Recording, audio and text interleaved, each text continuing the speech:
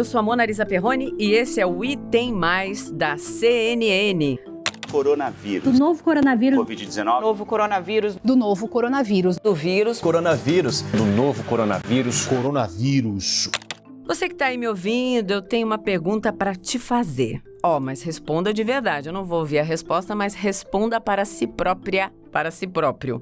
Como é que você era nas aulas de ciências, de biologia, lá na época da escola? Eu vou começar com uma confissão. Eu não era tão excelente, não. Mas eu sempre fui, todos os grupos onde eu participei, a mais persistente. Então eu não entendia bem, mas eu ficava lá estudando, escrevendo no caderninho que eu uso até hoje. Tinha até calo no dedo que estou voltando a ter de novo. É isso. Eu só lembro do azão, azinho, bezão, bezinho. Por que eu tô falando tudo isso? Se você gostava de biologia, provavelmente você deve estar se lembrando aí alguma coisinha das aulas sobre vírus. E se não gostava muito, deve estar de saco cheio, né, dessa história de Covid-19, um novo vírus no mundo, pandemia. Ou talvez tá querendo entender essa tal pandemia e esse tal coronavírus? Se a sua resposta foi sim para a última pergunta, é exatamente esse o nosso mote. No episódio de hoje, eu recebo o Braulio Henrique Lima. Escutem o currículo do cara. Ele é biólogo, microbiologista com ênfase em virologia. Vou dar uma de locutor dos anos 80. Mestre em bioquímica e imunologia. Doutor em imunologia e, dentre suas áreas de atuação, trabalha com imunologia e inflamação pulmonar. Quer dizer, o cara não brinca em serviço. Olá, Braulio, bem-vindo ao Item Mais. Olá, Mona Lisa, muito obrigado pela oportunidade, é um prazer estar com vocês. E a gente brincava no laboratório de certa forma, porque é um lugar bem legal de se estar, viu? É verdade, é isso aí. Eu também tenho boas lembranças. Eu brincava, eu era daquelas ali que faziam bagunça, mas se esforçava para ir bem na escola. A confissão é um negócio terrível, né? Mas não pode mentir, tem que falar a verdade. Mas vamos nessa, Braulio, primeira pergunta. Como é que um ser humano consegue estudar tanta coisa ao mesmo tempo e do que exatamente trata cada uma dessas suas especialidades? Bom, Mona Lisa, na verdade você vai ver que tem muito mais coisa em comum do que parece, porque imunologia, na verdade, é o estudo de como que o nosso corpo reage às coisas externas, tipo doenças. Então, o foco era basicamente esse, entender como que essas doenças acontecem e sempre tentando entender ou descobrir como é que a gente pode evitar essas doenças. E dentre várias coisas que acontecem nessas doenças são que a gente chama de lesões pulmonares. Por isso que meu foco sempre foi pulmão. Então, são coisas que parecem distantes, mas que andam sempre em conjunto. A verdade é essa. Vamos lá, então. Essa pandemia está afetando demais, né? O planeta inteiro. E é bom a gente entender direitinho esse problema. Eu tenho um mantra, eu repito muitas vezes isso, seja aqui no podcast ou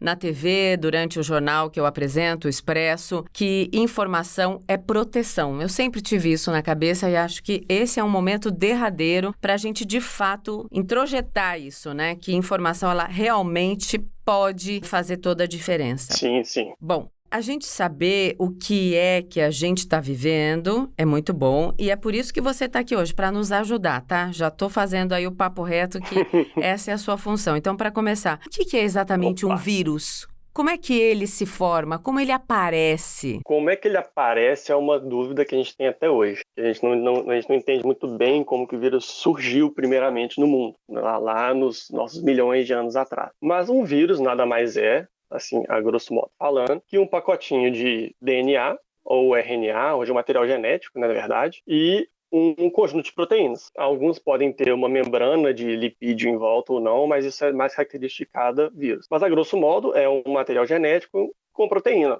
É isso que é um vírus, nada mais. E por que ele causa tanto estrago? Então, por que ele causa tanto estrago? O vírus, ele não tem o que a gente chama de metabolismo próprio. Ou seja, se você deixar um vírus numa superfície, ele vai ficar ali paradinho, ele não vai fazer nada, porque ele não tem aquele mecanismo que as nossas células têm para sustentar os processos que dão vida àquela célula. Então, por que ele causa tanto estrago? Porque assim que ele infecta uma célula, né, que a gente chama um vírus de um parasita obrigatório, ele tem que fazer com que aquela célula trabalhe para ele. Ou seja, se uma célula tinha que fazer uma proteína para que ela funcione, ela não vai fazer aquela proteína e vai fazer cópias do vírus. E a gente chama essa ação de subverter, né? Então, quando ele subverte esse mecanismo celular em prol do vírus, aquela célula fatalmente vai deixar de fazer as funções que ela fazia antes. Então, se, por exemplo, se é uma célula do pulmão, ela vai deixar de fazer as funções que permitiam que o pulmão trocasse oxigênio, que permitiam que o pulmão fizesse todas as funções básicas dele para que o vírus sobreviva e se multiplique. E é daí que vem as doenças, entendeu? Entendi. Então, é por isso que todo mundo fala do tal inimigo invisível. Ele é poderoso porque ele se apropria. Se eu falei bobagem, falar não é nada disso e manda aí a resposta certa. Não, é isso mesmo, ele se apropria mesmo. Por exemplo, é o que a gente chama de evasão, né? Uhum. A primeira coisa que um vírus faz quando ele infecta uma célula é desligar todos os mecanismos que a célula tem de detectar um vírus. Isso para que ele possa ficar ali em segurança e fazer o que ele precisa fazer. Então, assim que ele infecta, ele desliga esses mecanismos e pega todas as ferramentas que a célula tem de produção de novas proteínas, novos DNA ou RNA e transforma para trabalhar para o vírus. Não importa o que ela estava fazendo antes, entendeu? Posso fazer uma outra pergunta, bem leiga? Sim, vamos lá. Por que todos os especialistas falaram que de tempos em tempos surgem esses vírus? A humanidade está aí há tanto tempo.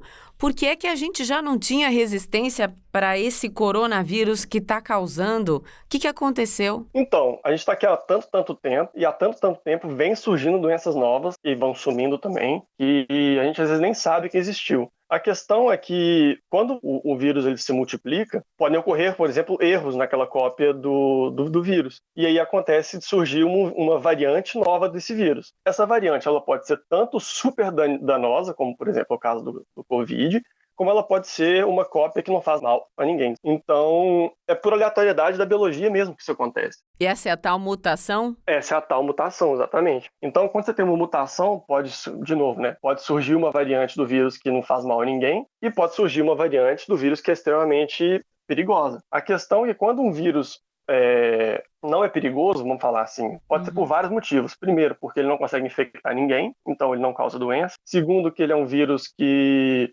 não consegue infectar direito, então ele não consegue se propagar na natureza. Então esses vírus eles são naturalmente deletados do mundo, vamos falar assim, a grosso modo. E os vírus que são muito bons em infectar são os que geralmente causam os problemas que a gente está passando por agora. E é por isso que a gente nota eles, entendeu? Senão, por que eu vou ficar procurando algo que eu não tenho por que procurar, entre aspas, né?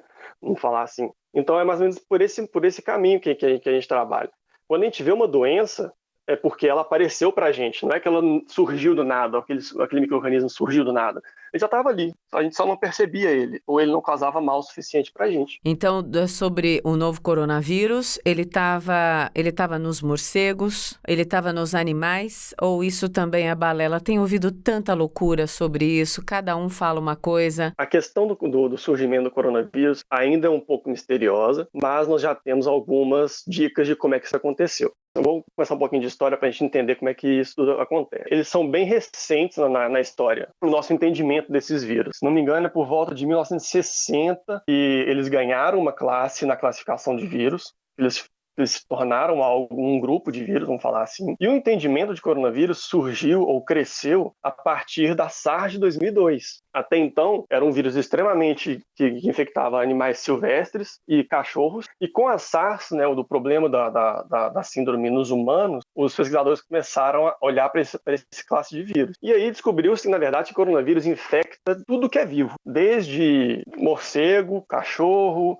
dromedário. E aí isso é muito bom para o vírus, porque você tem um reservatório muito grande de micro-organismos e que eles podem eventualmente infectar o mesmo hospedeiro e fazer uma misturinha ali e gerar um novo vírus. Então, é daí que a gente entende um pouco o que aconteceu. Ao que tudo indica, os estudos mostram que parece que um vírus que era antes de morcego encontrou com um vírus que a gente acredita que seja de um pangolim. Por algum motivo, essa mistura gerou-se um vírus novo, que é esse da Covid. Um vírus que era a priori de morcego, que ganhou algumas partes do pangolim e foi capaz de infectar muito bem a gente. E aí deu-se o salto. Sim, sobre a Covid, né? Aliás, a SARS, a Covid-2, ainda indeterminado, você falou a SARS, eu quero que você explique o que é a SARS. Algumas possibilidades lá na época apontam para cobras, morcegos e também ou pangolins, né? Por isso que você fala, esse é um vírus que ele está passeando por várias espécies e se fortificando ou se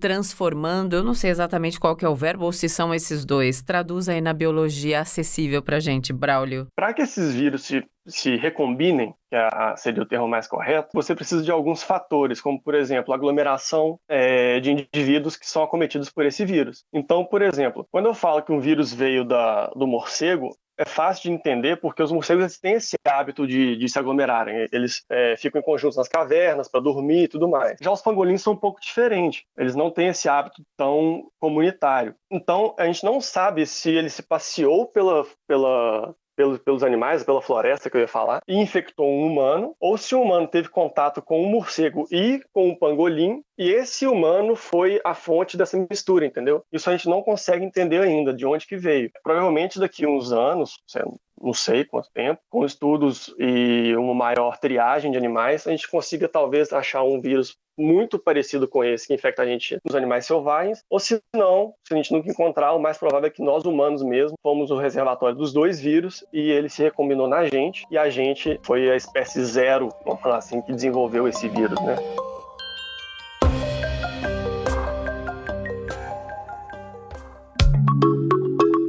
Ô Braulio, depois disso tudo que você falou, veio uma outra questão na minha cabeça. Se ele se transforma tanto, como é que a gente vai achar uma vacina para esse vírus? Se ele cada hora tem uma composição diferente, se cada hora ele tá... Como é que vai... Eu sei da influenza, do vírus, né? Que a cada ano, os 4 tipos que mais circularam pelo mundo, aí os cientistas vão lá, estudam e fazem a vacina para 3, 4 tipos.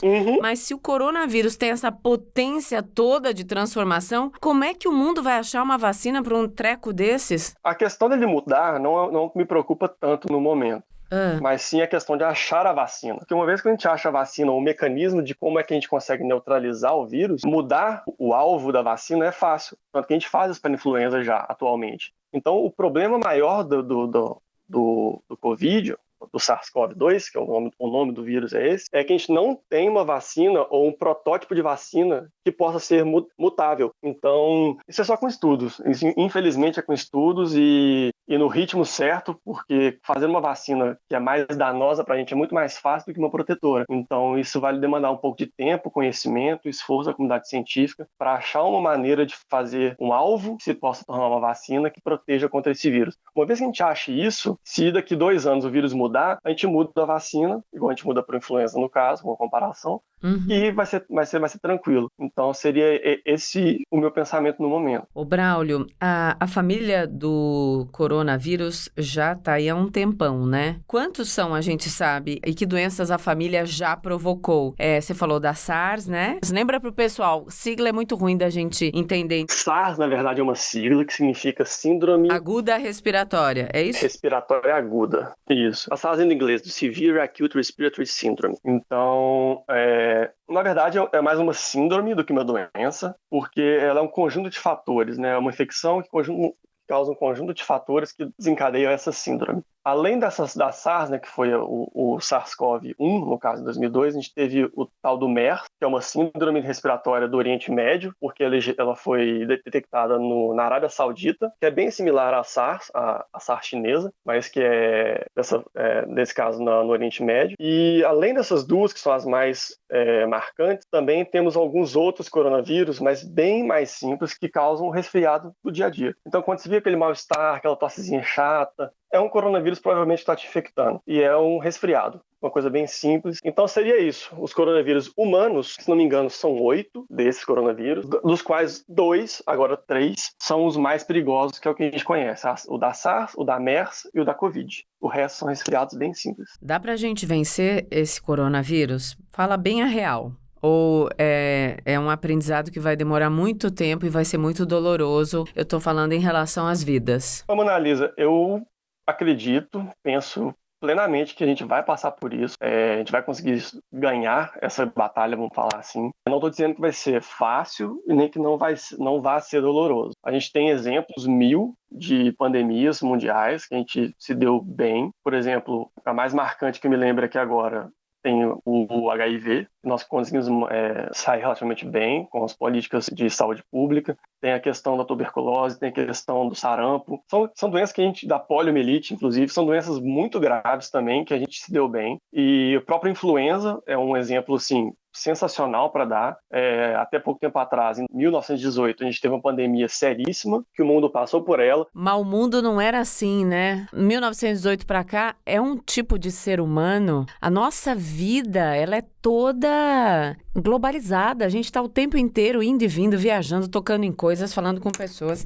Por mais que tenha a tecnologia, o ser humano parece que esqueceu como lidar, né, com esse comportamento que leva à infecção, né? Uhum. Nós estamos reaprendendo a nos comportar. Eu tenho essa sensação. Você não tem essa também? Sim, concordo. Acho que a gente está aprendendo ou reaprendendo a dar valor a pequenos hábitos que a gente já tinha, acho que talvez esquecido, que era importante, né? Que o mundo da Idade Média teve problemas, nós conseguimos resolver, inclusive o Instituto Pasteur foi brilhante nisso, e agora a gente está tendo os mesmos problemas por causa de hábitos que estavam um pouco esquecidos, talvez. Mas que eu acho que em breve a gente deve conseguir uma saída ou mitigar um pouco essa situação até que algo mais concreto saia. Eu tenho boas convicções que a gente vai conseguir resolver isso. Acho que as atitudes pelo mundo inteiro, os grupos de pesquisa estão unidos. No Brasil a gente vê muita coisa legal saindo.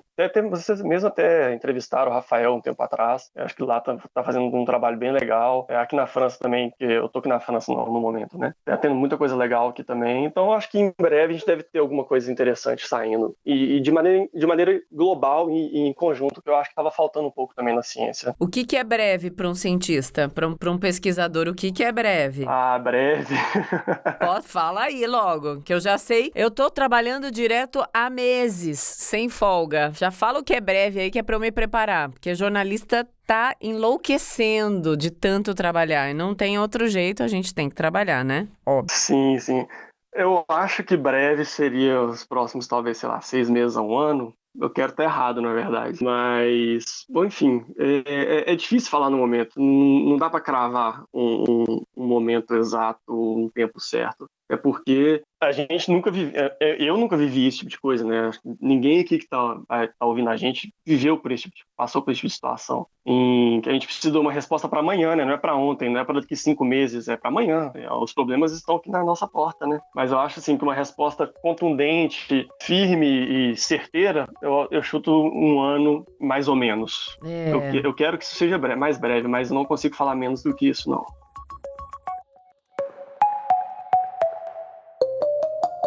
Aqui na firma, né, na CNN, claro, pessoas ficaram doentes, pessoas estão afastadas, apesar de todas as regras do isolamento, distanciamento na redação e tal. Mas tem alguns, como eu, por exemplo, que não pegaram nada e não pegam nada. Uhum. O que é essa história de cada um ter uma imunidade diferente? Por que tanta gente perto de mim teve e por que eu não tive? Por que é tão... tem aquela história das pessoas que são assintomáticas. Uhum. O que é isso exatamente quando a gente fala da individualidade do ser humano em relação a uma pandemia? Nó, isso aí se apertou sem querer. Nó? Né? Veio um nó de mineirês?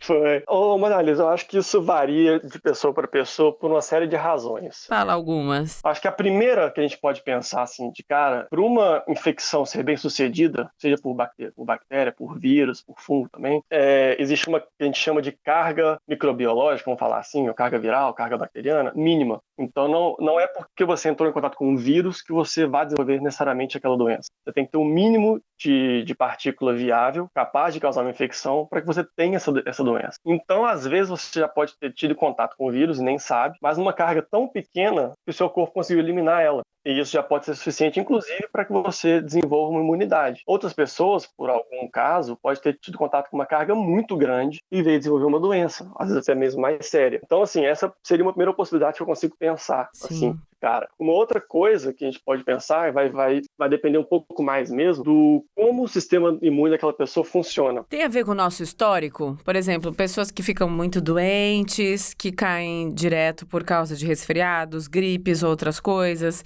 Isso tem a ver com o histórico de saúde? Não, acredito que não. Acho que o histórico que eu quis dizer seria o que no seu material genético mesmo. A gente sabe que as pessoas elas têm diferentes configurações imunológicas, vamos falar assim. Tem uma molécula muito importante que é o HLA, por exemplo, que ela participa bastante das respostas imunes. Então, assim, tem pessoas que têm um sistema imune mais forte que os outros mesmo. É da variabilidade genética da população humana mesmo. Então, outra fonte seria isso também. Ó, cada pessoa responde de um jeito porque o material genético que ela carrega, ou a carga genética que ela tem, permite ela responder melhor a esse tipo de doença e pior a outras, por exemplo. E isso varia de pessoa a pessoa, é normal. Então, a priori, acho que seria de início essas duas coisas que a gente poderia pensar do porquê uma pessoa tem uma doença tão forte e outras vezes nem tem nada. Uma terceira coisa, agora já não é muito mais uma característica das pessoas, mas de doenças em geral, muitas das doenças, assim, muitas, para não falar todas, têm essa característica de pessoas não apresentarem sintomas e uma parcela apresentarem. Herpes é assim, influenza é assim, a Covid parece que é assim, e assim você pode elencar uma série de outras doenças. Então,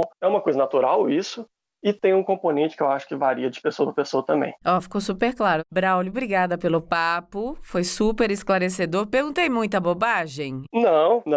Foi reto, direto. A gente tem que perguntar. Não tem, é dúvida demais. A cada dia uma informação nova. E jornalista enfim, a gente tem que passar as informações, né? Mas é tão difícil porque é algo desconhecido total. Até para quem estuda. Imagina para quem fica sabendo das coisas por pegar um pedacinho aqui e outro ali, que somos nós, jornalistas. Eu só posso falar obrigada, tá? Não, obrigado a vocês pela oportunidade. Na verdade, essas perguntas surgem a todo momento em grupos de WhatsApp, família minha vem me perguntar a mesma coisa. E agradecer também a possibilidade de conversar com vocês, passar um pouco de conhecimento numa hora que a gente precisa de fato de conhecimento. É bem legal e gratificante pra gente também, que trabalha ou já trabalhou com isso e tudo mais. Muito obrigada, tá bom, Braulio? Eu acho que a gente vai conversar, assim, em breve, se você nos atender mais uma vez. Ajudou muito a clarear o horizonte, a dar a exata proporção da história. E eu sempre peço, e você recebeu isso muito bem, eu acho que quando dá pra gente ter um papo leve, é até necessário, porque a vida tá pesada demais, né? Sim, Pelo menos pra nós aqui. Então, se a conversa for leve, mesmo de um assunto tão grave, eu acho que é mais fácil de digerir. Um beijo, até a próxima. Beijo, até mais. Obrigada.